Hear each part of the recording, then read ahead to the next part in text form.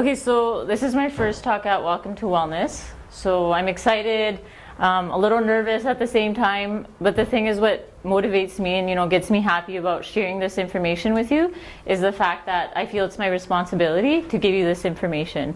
The more and more I do research and the more and more people I talk to, I get that impression that they're just misguided.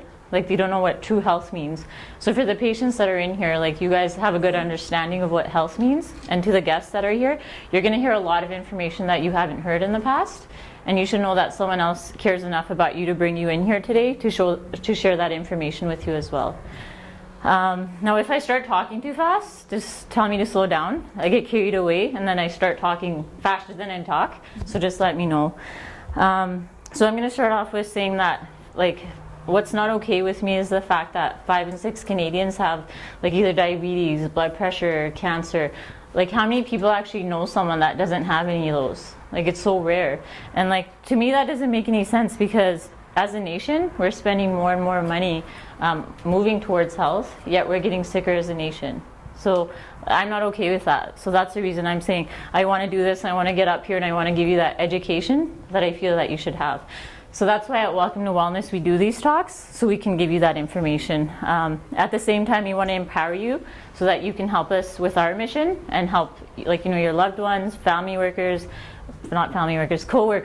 so you can share that information with them as well. So hopefully you're feeling empowered after this presentation here.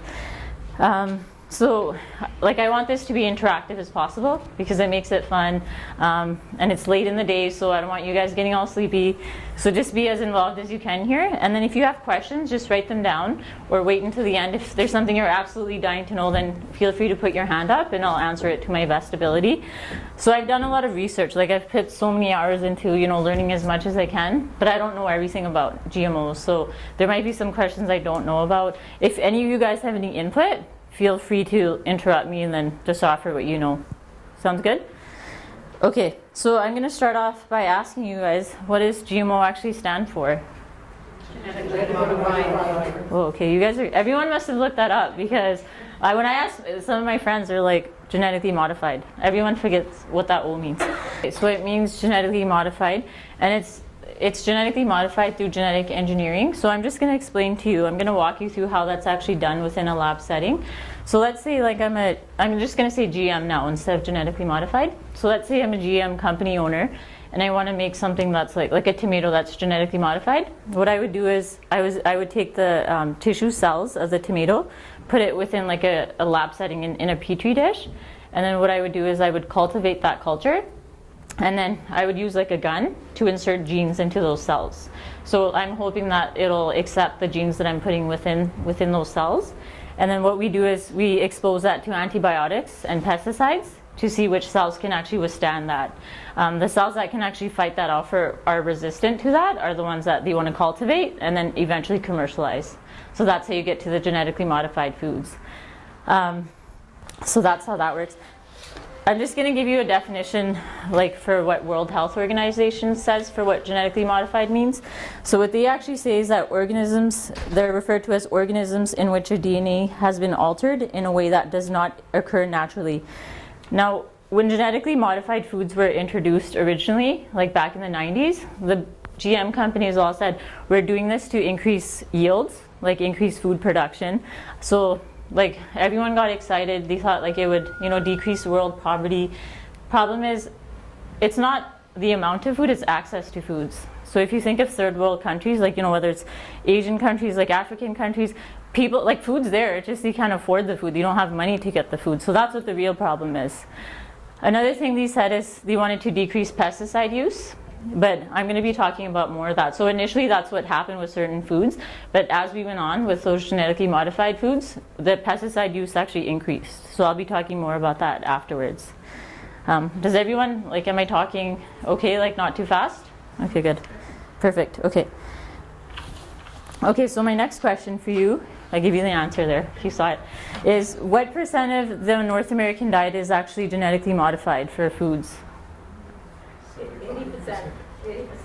Okay, so you got it. Okay, what's everyone else's opinion? Any other numbers? Someone said 90? Anything else? 75. Okay, I thought you guys would be hoping it would, like, a little more optimistic about that.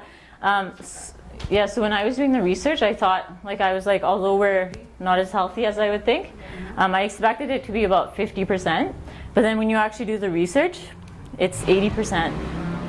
And that's scary because, I think about, I have a nephew, he's 9 months old now, and I think, okay, he's already drinking Similac, that baby formula, that contains genetically modified ingredients in it, and then he's introduced to all these other foods now, so I'm just I don't, again, that's not okay with me. What are we exposing our kids to? Okay, so most commonly genetically modified food is, one of them are canola. So if you read any of the ingredients, for the household foods that you have, you'll notice that canola is in up to 90% of them. So that's usually added for flavor. So that's one thing you'll see canola in. Corn's another thing. So now it's barbecue season, and I know a lot of people, they're like, oh, we have corn, let's be healthy, we have vegetables. And I'm like, no thanks, I don't want that stuff. So that's one of the original genetically modified foods. And I think up to I've read somewhere that up to 80% of it's genetically modified. So that's something that you want to be really cautious of, the corn there. Next thing is soy. So there was that big movement about 10 years ago where they talked about how soy was the next big thing. How it was considered one of the healthier things to eat. So that was basically a lie. And what I saw, when I was doing my research, I saw that it took 17 years to actually make the conclusion that soy wasn't good for you. So again, I'm how is it that it got out there, and B, how is it that it took that long for us to actually get that information? So again, it's all about what you're wanting to learn, how committed you are to your health. So that's why I want to, again, empower you to want to learn more of this stuff, so that you know what's the right thing to do here. So you might be looking at this list, and you might say, oh, at least I don't have sugar beets. I have bad news for you. A lot of foods, if it doesn't say it comes from a pure cane sugar source, it will contain sugar beets because it gives it that sweet flavor. So I'm sure a lot of you, not I'm sure, but I know that we have all these in our diet daily. Okay, so my next question for you is, do you guys think, just based on what I've said already and what you've heard, do you think genetically modified organisms are safe for us? No. Good. Okay, I hope not. Okay, so they're not safe, and that's the reason why there's up to 60 countries, mainly European countries, where they have specific bans on genetically modified foods, or they're really strict with labeling. Now, I thought Canada would be on that list, but it's not. How often do you see something that says genetically modified on it, right? You don't hear about that in Canada. And that surprises me. I actually went onto the Health Canada website, and I wanted to see what they thought about genetically modified foods. And it actually said that they're natural and they're similar to regular, the real foods. And again, I'm you would think that's a credible source, but our own government's telling us that they're okay for us, and they're not. And again, that's not okay with me. The thing with Canada is and USA actually, when there's studies that are conducted, they'll say we recommend that you submit reviews so we can see the conclusions. But the problem is it's not mandatory, so they kind of let it slip away.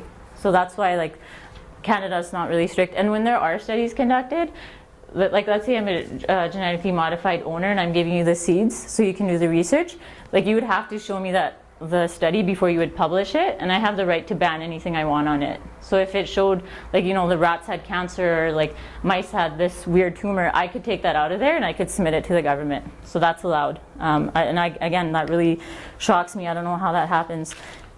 When there is research done, it's not done in North America. It's usually done in European countries. And if there is research that's done within North America, they're short-term studies. So it's a week long, 2 weeks long. So again, no long-term implications as to what the genetically modified foods are actually doing. I actually read a study recently. It was done in Quebec, and what they wanted to do is they wanted to look at a breakdown product, of a genetically modified food. And they wanted to see if it was found circulating within the bloodstream. So they looked at pregnant women, and they looked at non-pregnant women, and they found that trace element in a quantity that was circulating in the blood, and they said that it was high enough to actually be passed on to the fetus. So again, that's some scary stuff because the fetus is even exposed to that, right? And again, it's there's implications for studies, but as far as I know, what I came across, I'm not sure if anybody else has read anything, but there's no research being done on that, reproductive toxicology. And again, that's not okay with me. it's quite sad that we've been lied to for so many years. And again, I'm not okay with that.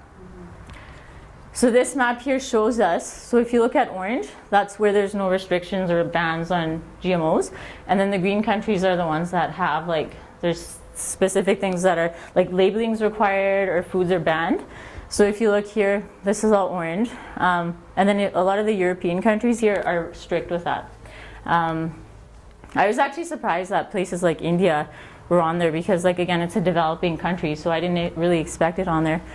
Speaking of India, I'm going to share a story with you about, like, a specific genetically modified food that was introduced there.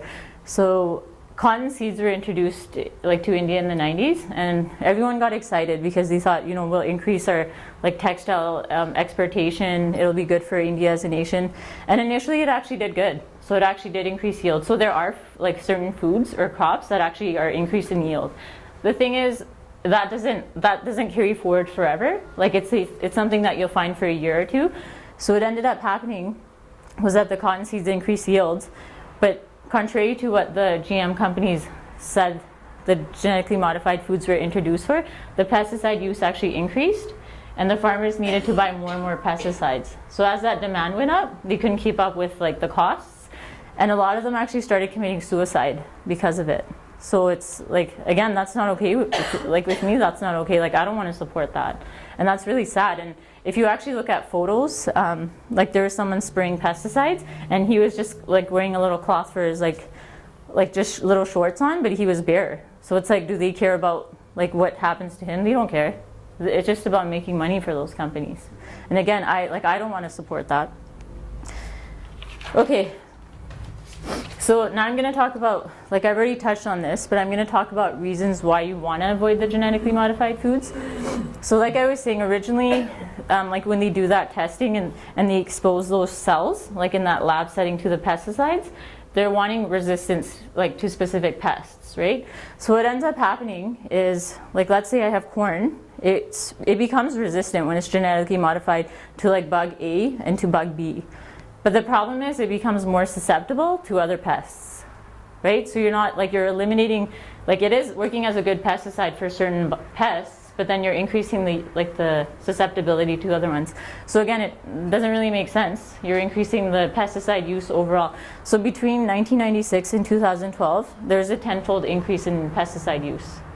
And what ends up happening is that, like, all these foods start, like, evolving, mutating, and more pesticides are needed. So it's just like a vicious cycle. So, like, you get these super foods then, like, they can really put up with anything. So that's similar to, like, you know, when someone, like, this reminds me of a patient that we had come in last week, and she came in and she said, oh, I have a sore throat, I have strep throat. And I was like, okay, like, are you on antibiotics?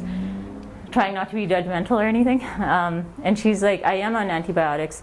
And I was like, did you go in and get your throat swab done? And she's like, no. Well, I'm like, to be technically, like, to be diagnosed with strep throat, you need a throat swab done, and there needs to be a certain amount of bacteria for it to be diagnosed as that, right? And normally you'll find, like, those, like, the bacteria in your throat anyways, right? It's just like when there's too much, it can eventually cause strep throat. So I'm saying, why are you taking antibiotics? And she's saying, oh, like, I'll feel better. And I'm like, you're just making those bugs more and more resistant to the antibiotics. So that analogy can be applied to the genetically modified foods as well. Does that make sense? Yes. Yeah. So that's what we're doing again and again. So as that happens, they're just becoming more and more artificial, and we're not able to recognize them when we're taking them in. When we're ingesting them, it's causing all sorts of inflammatory responses within us. Another thing I should mention is, like, for organic farmers, they use natural pesticides. So there's a bacterial strain that's used as a natural pesticide, and in small doses, like, it'll get rid of pests. So what it does is it opens up the stomach of pests so that they're dead, right? They can't ingest it. But what happens with the GM companies is they'll take that gene and they'll dose up the genetically modified cells with it at doses where it becomes, like, toxic. So when we're, like, if that's what's happening to bugs, like, to their stomachs, like, what do you think's happening to us when we're ingesting that food all day and all night, right? It's adding up again. So again, that's something that I'm not okay with. And another thing I should mention is, I'm going to talk about this further, like, later on in the presentation, but what ends up happening is, like, let's say I'm a GM, like, corn farmer, and my field's right here, and let's say you're, like, a organic corn farmer and you're right beside me. I hate to break this to you, but when something's labeled as 100% organic, it's actually not 100%, and it's because there's contamination from the genetically modified fields. So there's contamination through soil, through like different insects, pests, through like the air. So there's contamination. Like, I can't explain to you how much the benefits of eating organic outweigh the genetically modified foods, but there's always this contamination. And again, that's why I feel we should support local farmers. Like, you know, that's what we want to do, because we want to encourage them to keep going organic. Because again, there's like this big monopoly where there's 3 main companies, Monsanto being one of them, where they dominate. Like, it's 53% of the global seed market that they own. So they have a lot of power.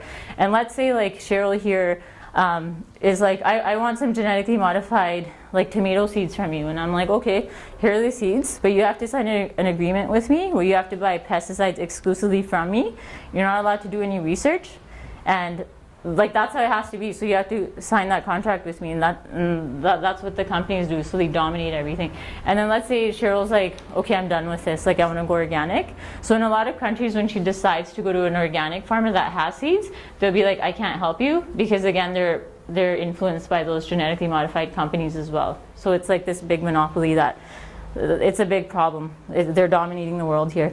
So we're actually going to show you a video. So before we actually go ahead and show you that, Monsanto is one of the biggest companies for genetically modified foods, and they're talking about a pesticide that's being used with the genetically modified foods. So that he's being interviewed right now. So does that make sense, Marina? Like, for the setup? Okay, so just watch the video and then we'll discuss it. Yeah. I'm going to tell you another story. So I believe this was in the 90s. There was a protein supplement that was introduced.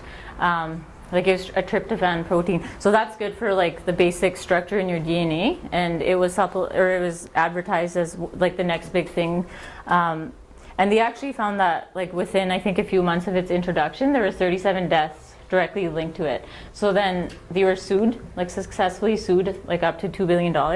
But what the Japan company did was they completely destroyed the product, so no research could be done after that. So yeah, and then I came across something else too, where there's different like genetically modified foods. I can't recall which ones, but people are like ingesting them, and they're doing it to the point where they commit suicide. Like, they're actually using them for suicide. Yeah, so there's foods like that. Yeah, so that's pretty scary stuff. Okay, next point for why you want to avoid genetically modified foods. They're less nutritious. So obviously something's not natural anymore when you're genetically modifying it.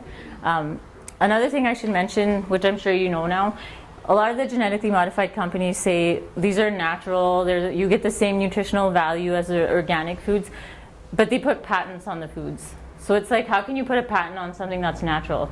That makes no sense, right? So you're not getting the stuff that you need from the food. So the sulfur, I'll use this pointer, the sulfur, potassium, magnesium. So there's a lot of people now, like when we have an EIS scan that we do here, so it gives us a lot of information. It's like better than doing blood work. It tells us what you're deficient in, different metabolites, what your blood pressure's like. It tells us, like, it's the #1 predictor for how long you're gonna live. So we have that scan upstairs. So that's something that we offer to you guys.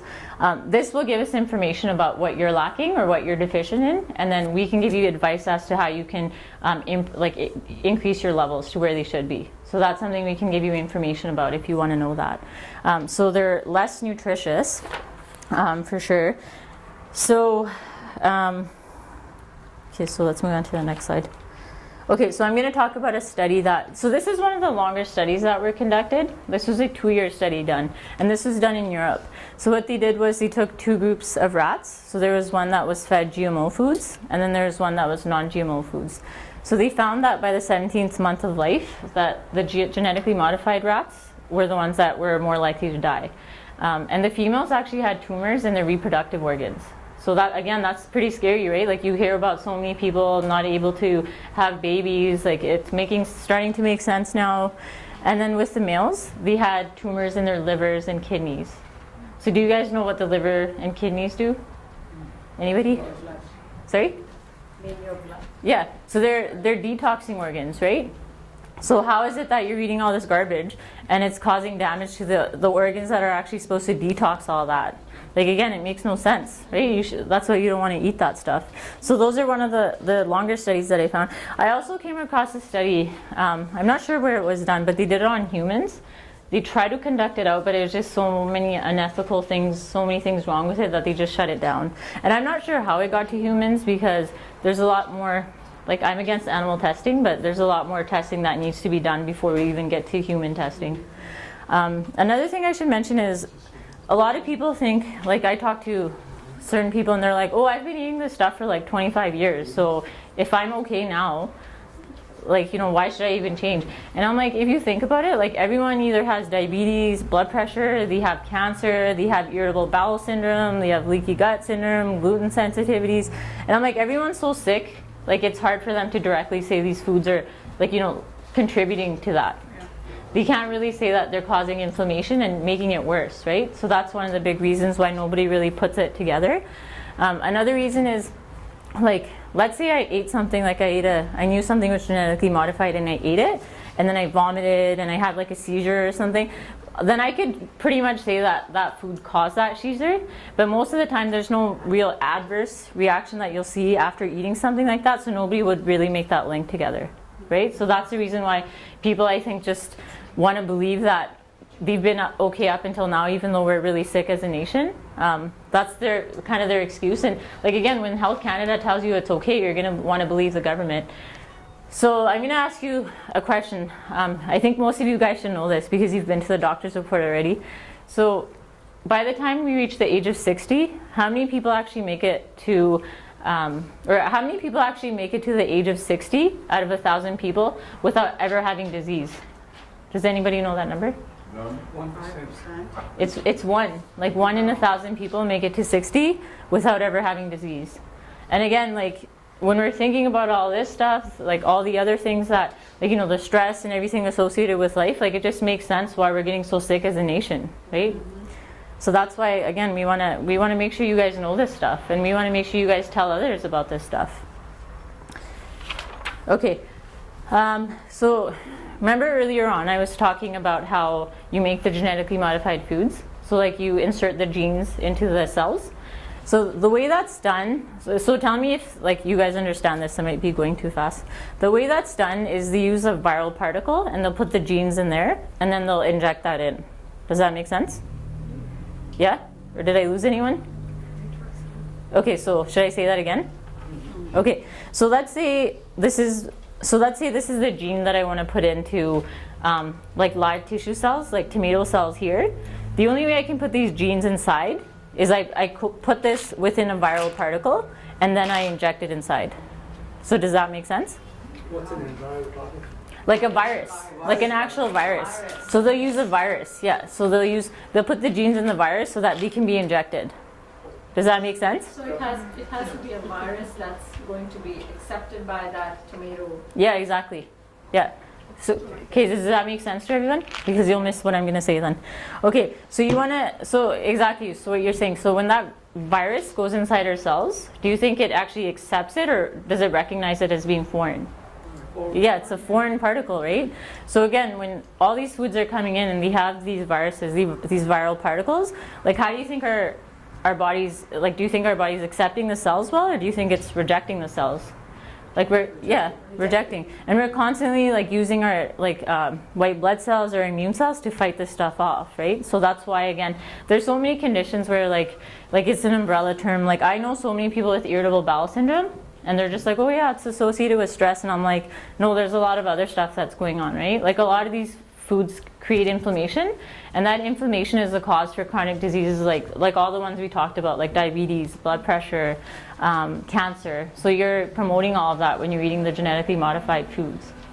I actually just came across this, like, it was last week. So now what genetically modified companies are doing is they're actually using GM, like, foods, and they're doing testing now to put them into vaccines. So now they're going to be in some of our vaccinations. Like, it was saying that, it was, like, I'm not sure what, like, the source is credible, but it said that research is being done in Canada, like, for the hepatitis B vaccine now. So they're going to start using that. And someone was like, why would they do that? And I'm like, well, think about it. It's way cheaper to use genetically modified stuff rather than, like, the other additives, I guess, that they would want to use. So again, that's, like, don't be surprised if that's something you hear about. So like I said earlier, you always want to know your source. Like, take the time to do the research so you know what you're taking in or what you're being exposed to. Okay, so that's all the scary news now. There's a lot more as well I'll talk about. So we're going to talk about good things, so what you can do to get yourself away from that genetically modified stuff. Okay, first and foremost important thing, you want to go organic. So like I was saying, nothing's truly 100% organic, but the benefits like by 1,000-fold outweigh those of eating genetically modified foods. So has anybody seen this label before? USD Yes. organic? Yes. Yeah, so do you guys trust that label? Okay, yeah. So USD organic's better than genetically modified. But the thing is, they're not really strict. Like, let's say I have a tomato and it has 10% genetically modified content in it. They would like consider it, like they might label it as organic. Whereas this label here, so non-GMO project verified, if anything contains more than 1% genetically modified like ingredients, it has to be labeled. So this is like the brand that I trust. So if you go to like health food stores or you go anywhere, you want to look for this. And then if you actually go on their website, they'll give you lists about like different brands that they recommend in different products. So sometimes what happens is like you'll find a brand that you think you can, like, you know, a trusted brand. And like when you actually read the ingredients to something, like it might have like these labels, but when you read the ingredients, it'll contain these genetically modified foods. So make sure, like, this isn't good enough. You don't want to just look for this. You want to actually read the labels as well. But when you look at non-GMO project verified, like I always look at the ingredients, it'll say organic. It'll say, like, you should be able to understand exactly where everything's coming from. So that's what you want to use for that. I just have a quick, Dr. Amar. Yeah. When we go into the grocery store, we see a lot of products that are saying non-GMO. Yeah. But they are not necessarily organic. Yeah, so that's a good question that you have. So I wanted What's to the know, difference? what are we looking for? Should we stick Yeah. to organic? Should we go to non-GMO? Should we do the both? Or Okay. should we not eat at all? Okay, so you want to live, so I don't know, unless you don't, I don't know. Okay, okay, so best thing, so that was like the perfect timing for that question, so thank you. Best thing you want to do is organic, so buy as much organic as you can buy. And like when I talk to people, they're like, oh, okay, organic's is expensive and man, I have to change everything. And I'm like, it's okay, start with meats. Like that's what you want to invest in originally, or initially. So start with meats, and then if you can afford like vegetables, fruits, the produce, start investing in that as well. But always start with the meats and the milk. So again, trust this. So organic's the best. Second best is non-GMO. So if something's organic, it's 100% non-GMO. Does that make sense? Yeah. Okay, now I it's. think earlier on you said that they were injected with pesticides as well.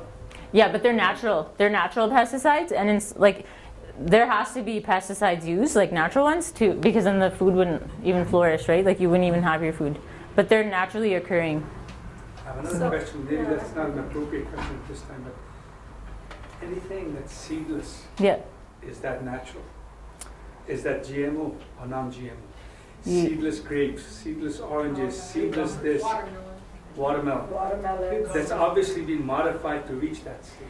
Yeah. So Dr. Phil is saying yes over there in the back. They are He would- organic, you said? No. No, they're not. The GMOs. Absolutely not. They're So, GMOs. so Yes. even though they're not labeled as GMO when you buy them, look at the grapes that are on the market. Yeah, They because say organic, Sulfites. seedless. no. The thing is, like even with foods like carrots, like when carrots first came out, they were purple. Like there's just been so much like genetically modified now. Like so even like organic carrots, I'm just like you know I think about it and I'm like I know that's 1,000 times better than genetically modified, but it's still not the same as those purple carrots. So like you even have to think about that. But I mean, make the best decision, which would be going organic. And then, like I said, second best is non-GMO. So you want to buy non-GMO as much as you can. So first best is going organic. Second best is buying non-GMO. And then what you want to avoid is buying genetically modified. So does everyone understand that? Yes? Would local grass-fed beef as an example? Yeah. Yeah, you got it. Yeah. So when you're starting with organic meats, you always want grass-fed. And there's a specific term where like sometimes what happens is like the cows that are grass-fed are like grass-fed for 10% of their life, but the rest is like genetically modified, right? So do you know? Yeah, Brennan. Sorry, what is it? Corn finished. Yeah. So yeah, but then there's that term that you look for where it's like their whole life. Do you know what that term is? Range-fed? Is that what it is? Phil's looking it up back there.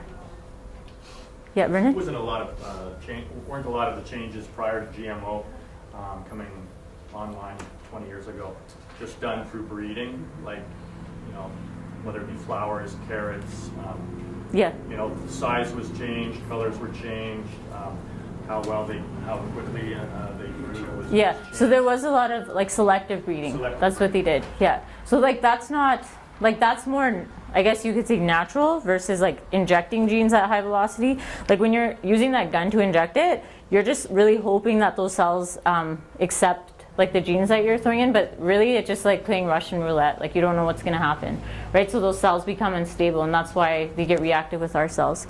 Yeah, so you're right about that, Vernon. But yeah, you always want to start off with grass-fed or like even eggs. Like I've noticed a big difference. Like now I have free range, and like regular eggs would always bother my stomach a lot. And now that I switched to the free range, like I've noticed such a big difference. Like they're so much easier on my digestive system. Like those are great. And another thing I'm going to mention, so for produce, so you know how like produce like has these little stickers on it? So they usually have numbers. So if you look at this one, it says 4017. When you see a 4-digit number like that and it starts with a 4 or a 5, that usually means it's genetically modified. So this is genetically modified. Now if you see something like this lemon, that's really big, it's 94053. So when it starts with 9 and it has 5 digits, it means it's organic. So that's what you want to look for. So when you go to those health food stores, so it's funny because like I know I've been to stores, I'm not going to say which names here. You guys can figure out when you start doing research. But I've been to stores where it's labeled as organic, and then I look at stuff like this and I'm like it won't have that number on it. So I'm like, I'll just pass. Like I'll just go to another, like I'll go to TNS or something like that instead. So are those numbers you're normally going to see, a 4 or a 5 or a 9? So or could be other ones? So it says like if it's with 9, it's organic. If it's 8, it's genetically modified. So if it's not 9 and it's any other number, it usually indicates it's genetically modified. So you want to look for the 9 mainly. All fruits. Yeah, in all produce, like all fruits and vegetables, for it to be organic. Yeah, so does everyone understand the difference now between non-GMO organic? Okay, good. Okay, next thing. So I touched on this earlier. So you want to avoid ingredients that are like risky. And what I mean by that is when you read labels, if you can't pronounce things, that most likely indicates that it's man-made and it's something that we shouldn't be eating. So a lot of people, like when I talk to people, they're like, oh, I get so overwhelmed, I hate looking at labels. It's easy. Like, well, it's not like super easy, you still have to read. But when you're reading the labels, if you can't pronounce it, just put it away. Like, I was looking at things, like I'm like, holy, there's so many things, like it's like 50 letters long, like certain words. So those are things you want to avoid, right? When it's like non-GMO project verified, or if it's truly organic, it'll tell you exactly where it's from, and you'll understand where it's from. Okay, next thing you want to do. So you've probably heard a lot of this if you're already coming into our office. We're big on saying no to sugar. And it's because, like, let's talk about how sugar, like when you go, like does anybody know what the test is when you have cancer and I'm blocking the screen. When you have cancer and you go to see like how much it's spread, do you know what you're drinking in that dye? Does anybody know what it is? Sugar. Anybody familiar with that? Yeah, it's sugar. So you're ingesting sugar because the cancerous cells, they absorb that sugar, and that's how it lights up. So when you're drinking or eating products with sugar on a daily basis, do you think you're promoting stuff like cancer and diabetes, blood pressure? You're promoting all of that, right? So that's the reason we want to stay away from it. And like sometimes people think, oh, I don't eat the white sugar, I eat brown sugar, and I'm like, it's just as bad. It's not any healthier. And like, Are we saying that sorry. the sugar contained, for example, in beets is bad sugar? Those are the natural sugars are okay. Exactly. Yeah, So but sugar is not all bad unless it's white sugar. yeah, so these are refined sugars I'm talking about here. So like, you know, like the ones that we all add to our tea and coffee, all that stuff. And then we all know now that aspartame and those artificial sweeteners are bad, right? Everyone knows that here? Stevia is okay, right? Yeah, stevia. Yeah, I'm going to be talking about that. Yeah, so Stevia that's is okay. yeah. So it's It's from the root. stevia. Yeah, yeah. So a lot of people say, okay, like you know what, I eat so much sugar, it's hard to cut down this and that. And I like even when I joined Welcome to Wellness, I was a bit overwhelmed. I was like, oh, I gotta get rid of all those cupcakes and stuff I've been eating. But I've been able to do it in steps. Like you have to do it in steps, and like I'm able to do it now. Like I don't crave like well, sometimes I do crave actually. I'm not gonna lie, I think about it, but like I don't add as much sugar to my teas, like I don't do any of that stuff, and it's okay. Like we're gonna help you get to that. So if you're committed and you want us to help you, we'll be there for you. So we'll help you with those transitions. For dairy products, it's quite simple. You want to go organic, and reason being, like when you watch that video in the beginning, like if our cows are eating gummy worms and genetically modified foods, like what are we getting from that milk? Like we're getting all that stuff passed on. Sometimes like GM companies argue that if the cow's eating it, it absorbs it and breaks it down, so you're not getting it. But cows are really sensitive in what they can actually break down, and a lot of those products aren't broken down. So they're in our milk. So don't buy the regular milk. You're not getting any of the nutritional value that you think you're getting. Like even Canada's health or Canada's food guide, like it promotes milk and it doesn't specify what type of milk, but again, don't get the regular milk, go organic. So that's what you want to do for dairy products. One little question here now. So it's like grass-fed cows. Like they're not on antibiotics and steroids and all that. What's the labeling for that? If I go to the It'll just say grocery organic store- milk. Oh, well. Yeah, it'll say organic milk on it. Yeah, what were you saying, Ramesh? Even though it says organic milk, Yeah. I think the best way for anyone is you can definitely differentiate between the taste of the two milks. Yeah, if you have a good sense of taste. Even though it's 2%, which is again being modified to bring it to Oh, yeah. 2% fat and all, but there's definitely a difference in the taste. But I can't control where the cow goes. Yeah, but you want to buy organic. Like you can go to Costco and it's like people are like, oh, again, it's expensive, but at Costco, like it's not double the price of regular milk. Like it's cheaper than that. So make that big change, especially for like even kids. Like when kids are eating cereal that's all genetically modified with milk, I'm just like, what do you feel like? You know, I did that as a child because that's what I.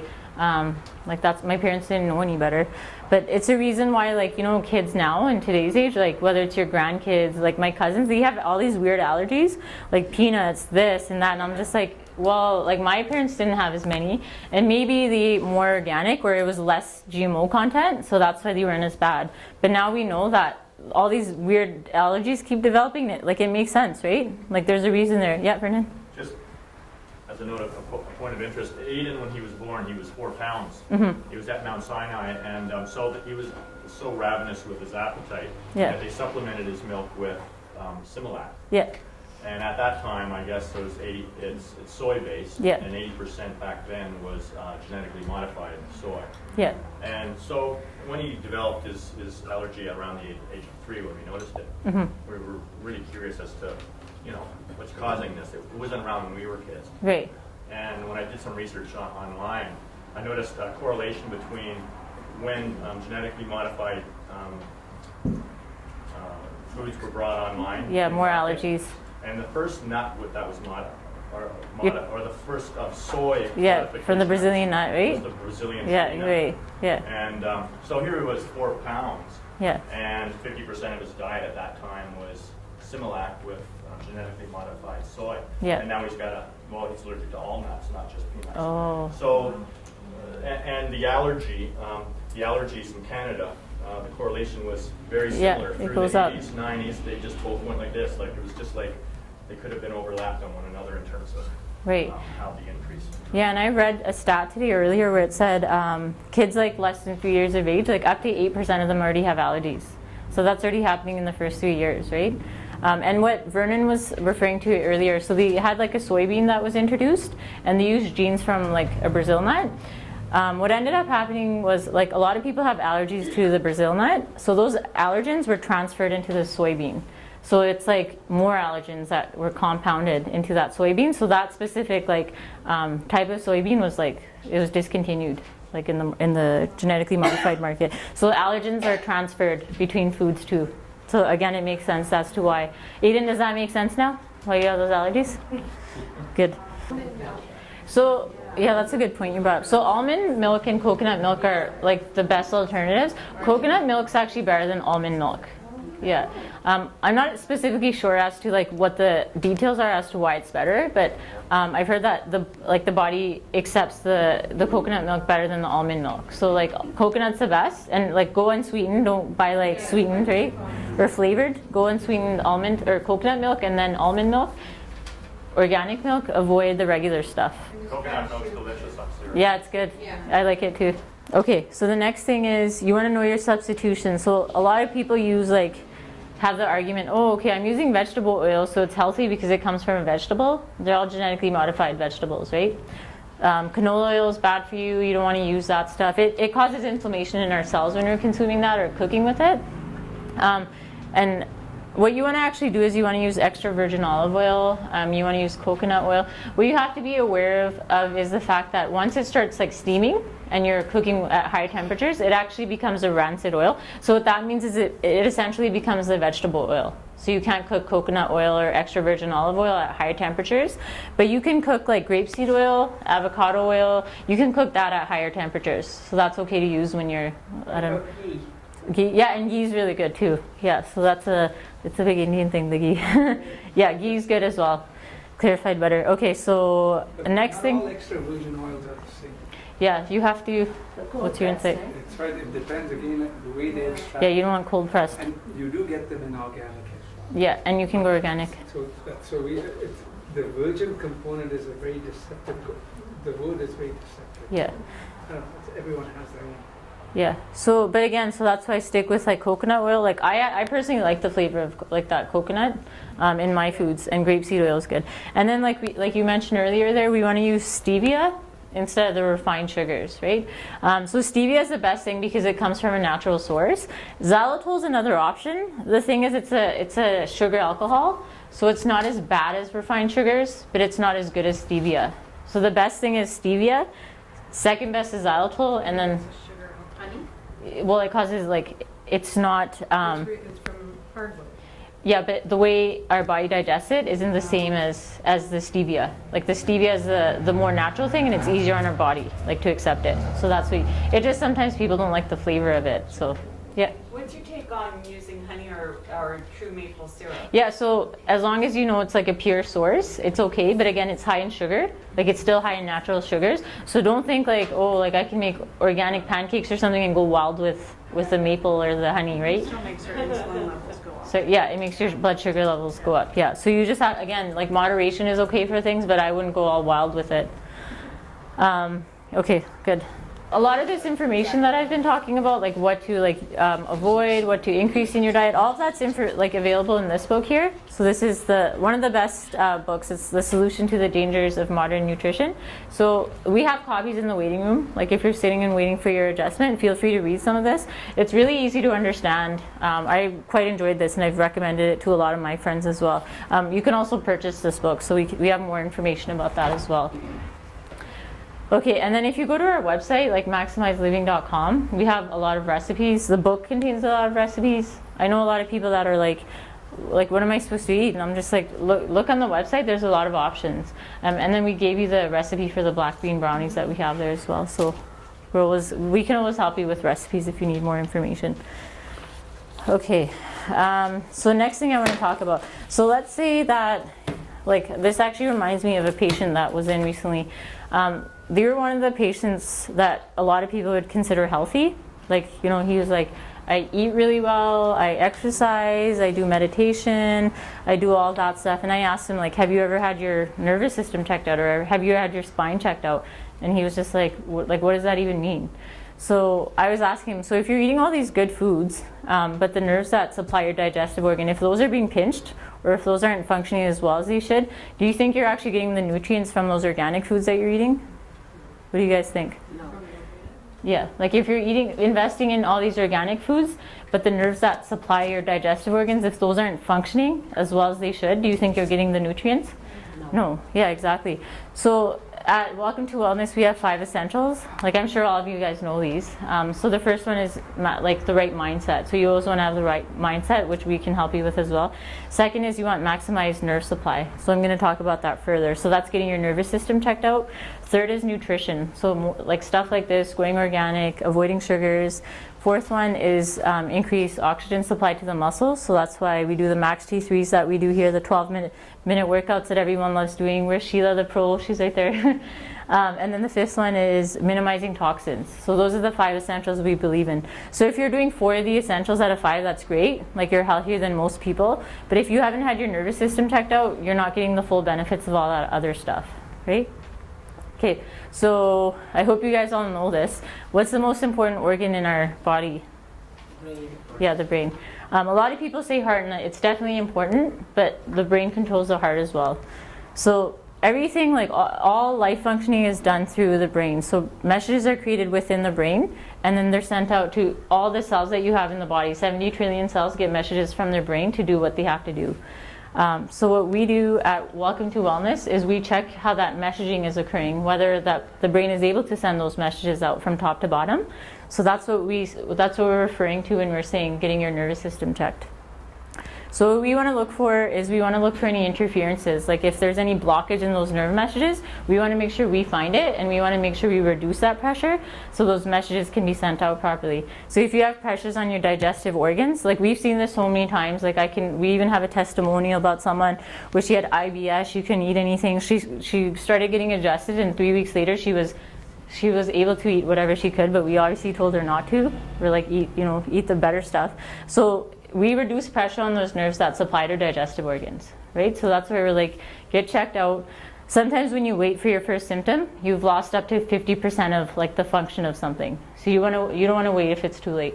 So for you guys that are guests, like we have a health survey in there. So if you want to fill that out with all the symptoms that you're having, we can go over that when you decide to come in for your appointment. For those of you guests that are healthy, that's great. We want to keep you healthy. We want to keep you that way.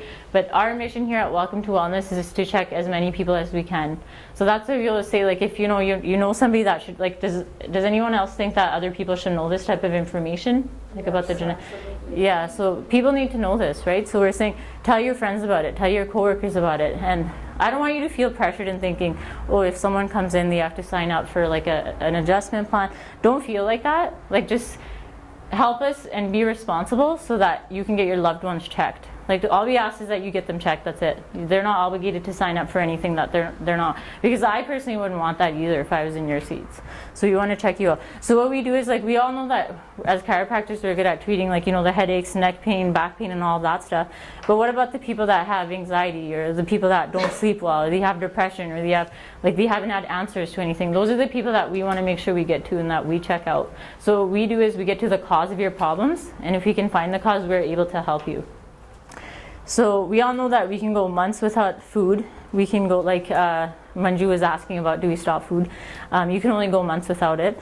We can go days without water. We can go minutes without air, but we can't go a second without our nerve supply, right? So what the spine does to the actual bony part, it protects that communication, like the messages that the brain's wanting to send out. And what we look for, so when you come in for your exam, what I look for is I look for misalignments in your spine. Because if there's any misalignments, it will put pressure on the nerves, and that's what we're the best at detecting, and that's what we're the best at getting correction for. So that's what we're going to do for you guys. Okay, good. So today, I'm just going to talk about the exam for the guests. Like if you want to come in, you want to get your nervous system checked out, what it usually entitles is an hour exam. We're thorough. So what we like to do is we like to do a full history. We like to check your range of motion, your posture, and then we do a specialized nerve scan to see which nerves are being potentially hit and where there's subluxation. So that's where that nerve interference is. And then we do x-rays if we feel it's necessary, just to see where the damage is and the extent of the damage and what we're going to do to help you. So that's that whole exam there. So right, like today, if you sign up for the examination, usually we charge, I believe it's $64, but it's going to be complimentary for all of you guests. So please take advantage of that. We want to make sure that you're checked. And again, if you're not ready for the full exam, that's fine. Just get a nerve scan. Just get checked out so we know that we've done our responsibility. Thank you.